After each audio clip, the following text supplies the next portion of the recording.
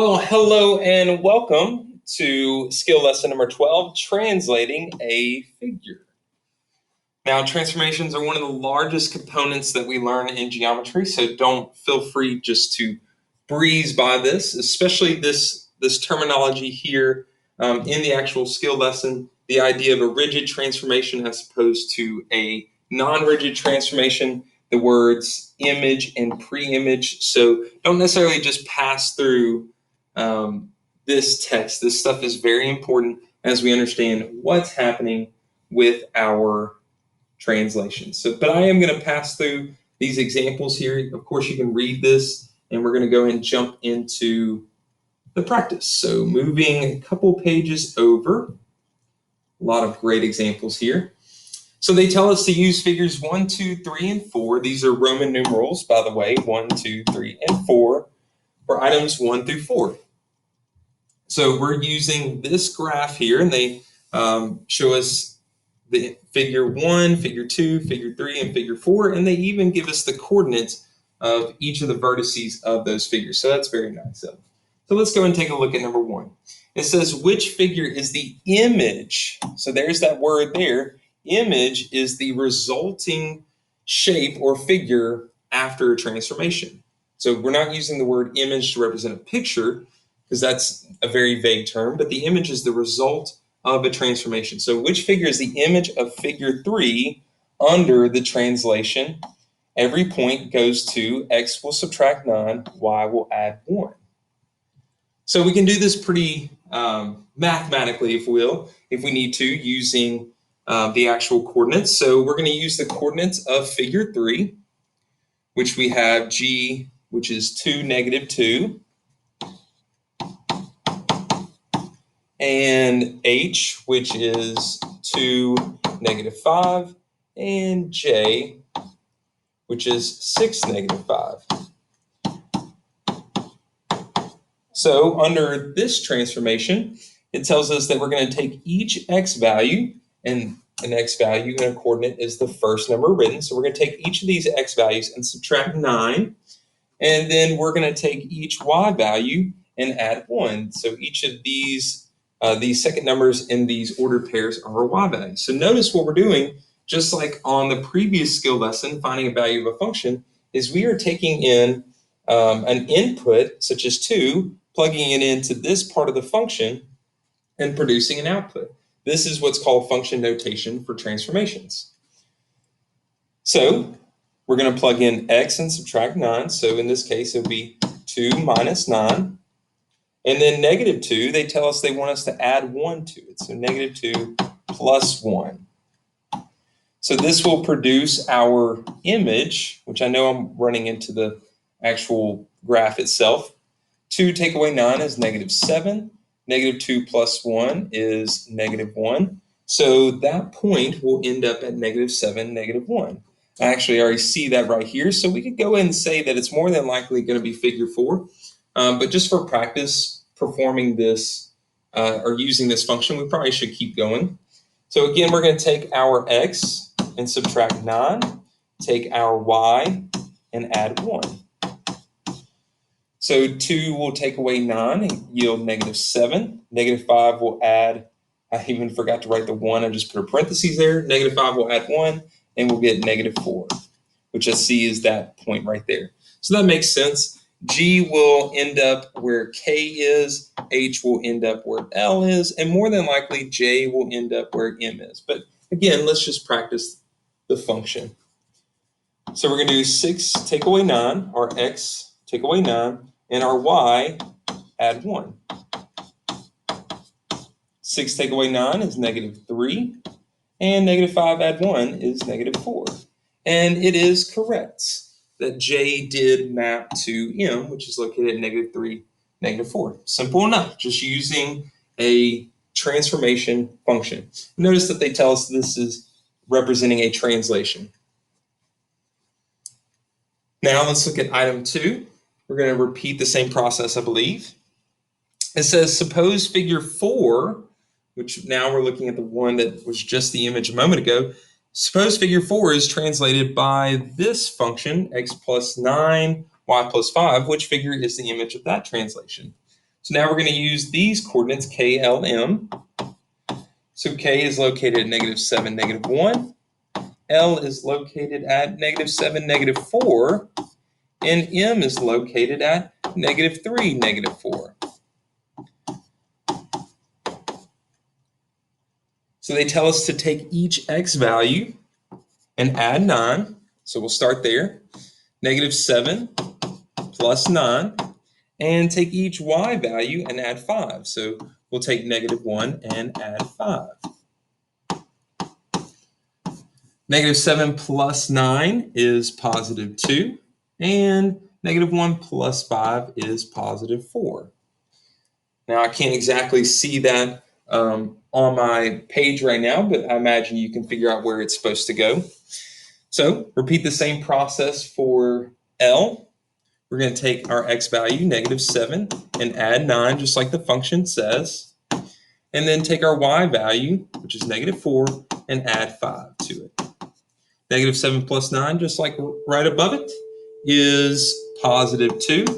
And -4 plus 5 is +1. And I can actually see that right there. So H mapped to, or excuse me, L mapped to 2 +1, which is at E at this point. Last and certainly not least, -3 plus 9 and -4 plus 5. Now -3 plus 9 is 6, and -4 plus 5 is 1, which I see is located at point F. So I've just realized here, if I didn't make the note back on item 1, it says which figure is the image of figure 3. I realized I might have just assumed you guessed it. It's actually figure 4. So that is the image of figure 3 under that translation. And so item 2, it says which figure is the image of this translation? Well, figure 4 would map to figure 2. I assume that K would actually map to whatever point is up here, which I guess is D, 2, 4. So figure 2 is our answer for number 2. I'll line that back up real quick.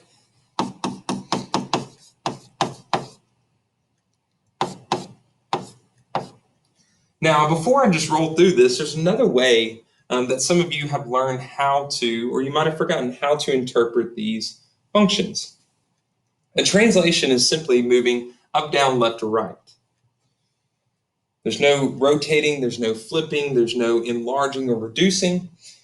So our x-axis actually runs left and right.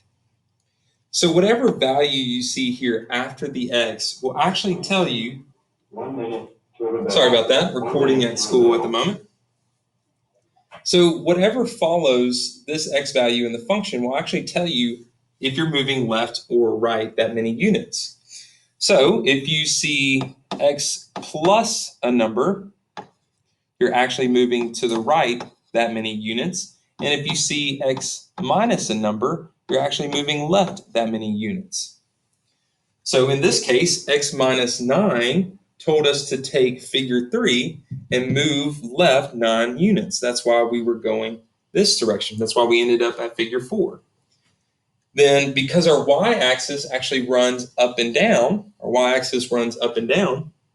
then the number that follows y here in the function tells us whether or not to move up or down. So if we see y plus b, we're going to be moving up that many units. And if we see y minus b, we're going to move down that many units. So when we saw a +1 after the y, that tells us to move up 1 unit. So another way to read this function is move left 9 and up 1, which we moved h left 9 and up 1 to where L is located. Likewise, on number 2, this translation function.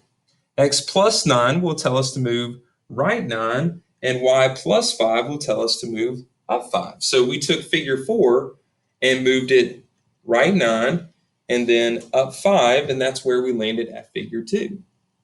So just another way to approach it, obviously using the functions here actually inputting the values is a great way to know you did it correctly. But one way to check, if you're even in the right quadrant when you're done, is understanding what the function is really telling you to do. Now let's look at item 3. It says complete this translation that maps. So we're actually completing the function that maps figure 1 to figure 3. So they want us to fill in the values that would actually move figure 1 to figure 3. So there's multiple ways to do this, but what I just mentioned might actually help you really consider an easier way to handle it. So the first thing we got to figure out is, where does each point map to? Now, in a translation, there's no turning, there's no rotating, no reflecting, no flipping, nothing like that. So if figure 1 is going to map onto figure 3, we have to assume that C is going to map to J. And because a function tells every single point to obey the same rule, once we figure out what happens from C to J, we know that B mapped to H in the same way and A mapped to G in the same way. So let's figure out how many units we moved up, down, left, or right. Well, because a transformation function starts with X, we're going to figure out, did we move left or right, and how many units? So for C to go to J, we moved over 1, 2, 3, 4, 5, 6 units. Now you see that I'm in line with J right there. Sorry about that. Getting called. So we had to move over, let me count it again. 1, 2, 3, 4, 5, 1, 2, 3, 4, 5, 6 units to the right.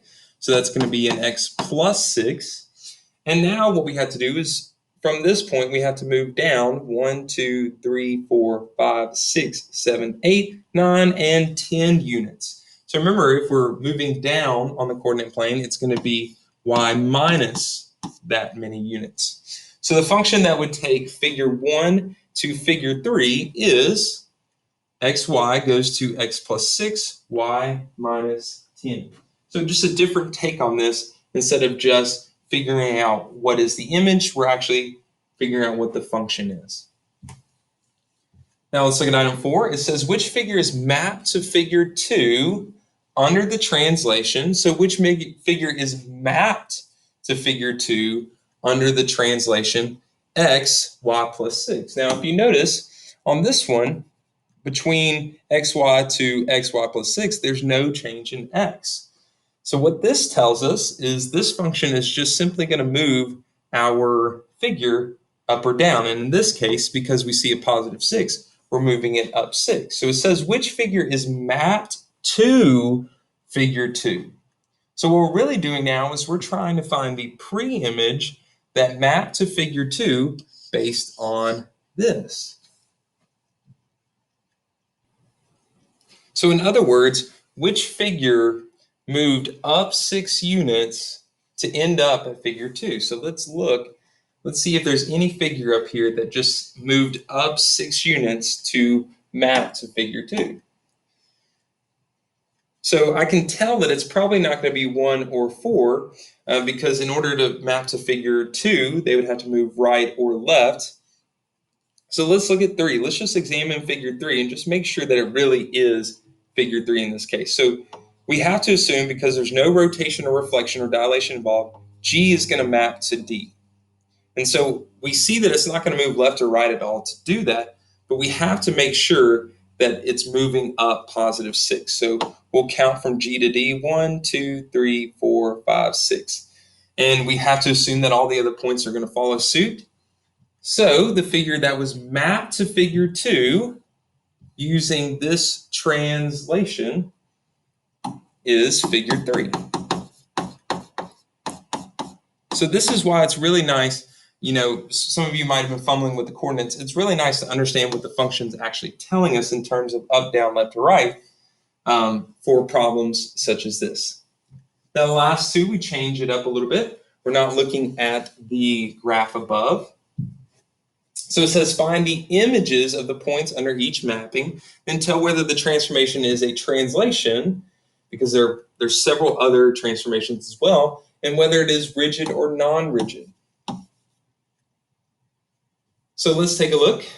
We have these three coordinates here, A, B, and C, representing, I guess, a triangle on the coordinate plane. Under the following translation, or we can't say translation just yet, we'll say function, xy, x minus 6, and y plus 3. So we'll start with A, 5, 3, and it tells us to subtract 6 from each x and add 3 to each y. So we'll take our x and subtract 6, and take our y and add 3.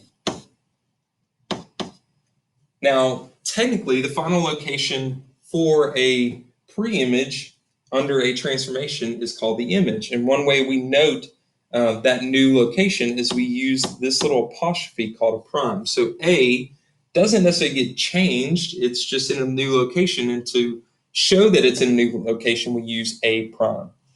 So let's find out where A prime is. 5 take away 6, which is -1, and 3 plus 3, which is 6. So A mapped to A prime, which is at -1, 6.